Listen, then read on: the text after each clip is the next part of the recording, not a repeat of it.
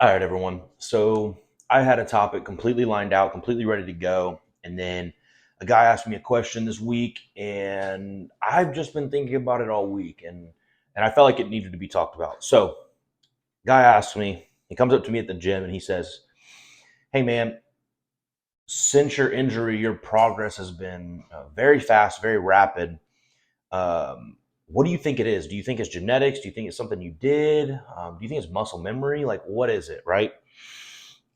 And it stumped me for a second, but I thought about it and I said, man, I think it's a combination of all three. Um, and maybe even a fourth thing as well. Muscle memory definitely plays a factor in it because once I'm healed, it comes back really fast, thankfully. But I've got to get healed and training first for that to happen. So I think the biggest part of it was that I was wise enough to listen to people and to make recovery and coming back as fast as possible a priority, right? And some people might say, well, Logan, it's been 6 months, but for a normal pec tear, the tendon would have ripped right off the bone and it would have healed pretty fast. They would have just reattached it. But I have a whole new tendon in there. So my body has to adopt that tendon, which takes upwards of 6 months to do. So in that regard, like I've come back pretty fast regarding strength and things of that nature. Um, but I think it's a culmination of things, right? First off, training wise, as soon as I could get back into the gym, I did. So 2 weeks later, I was in the gym training legs and training the left side of my body.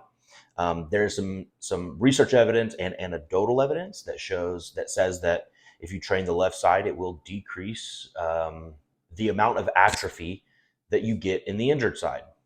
So I did pump workouts on the left side of my body, everything, back, pec, delt, arms, the whole nine, right? I think that helped a lot. Um, Secondly, I maintained a pretty steady diet. I was probably 60 to 70% on my plan the entire time, with foods being off, right? But I made sure not to overeat or undereat. And with that, my weight only fluctuated, 5 pounds. But I was giving my body the necessities that it needed to heal and recover. Finally, there's the compounds that I did. So I added in BPC 157 and TB 500, which we know those are the healing peptides. I'll do a video more in depth on those later. Those were actually going to be my topic for today. Um, so I'll do a video more in depth later. But I also added in a low dose of growth hormone. Um, from there, it was just TRT dose of testosterone. And then I added in 100 milligrams of DECA. I only kept the DECA in for about 5 weeks because DECA is used in a medical setting to help uh, tendons recover, to help heal tendons. So it does have some research showing that. However, I only kept it in for 5 weeks because I was on for so long prior to that, and I just kind of wanted to make my health a focus, right? And I felt like that was the right move in pulling that out at the time. So the last thing that I think had a major contributing factor was that I had a physical therapist that was good and knew what she was doing. And then B, I listened to my body on when to push it and when to pull back. And I didn't overdo it, and I didn't do too little, basically. So, for instance, by the time I was in PT, I had full range of motion. I wasn't supposed to, but I listened to my body and allowed myself to push to those limits without extending those limits too far and fucking things up. Um, and then on top of that, my physical therapist understood bodybuilding.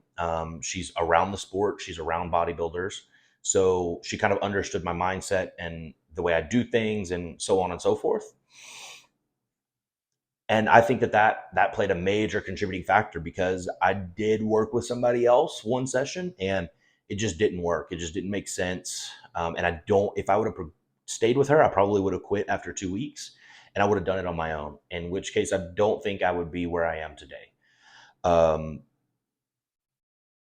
so with that, like I said, I think that it's a culmination of things. Um, and my main priority for putting out this video instead of the other one is to say that if you're suffering an injury right now and you want help, you need help, or you have questions, feel free to reach out. I'm an open book.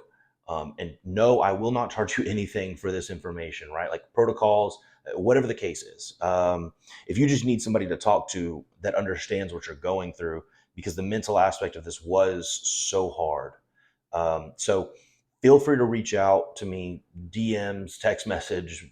I don't care. Whatever means necessary. I'm pretty good at answering all of them.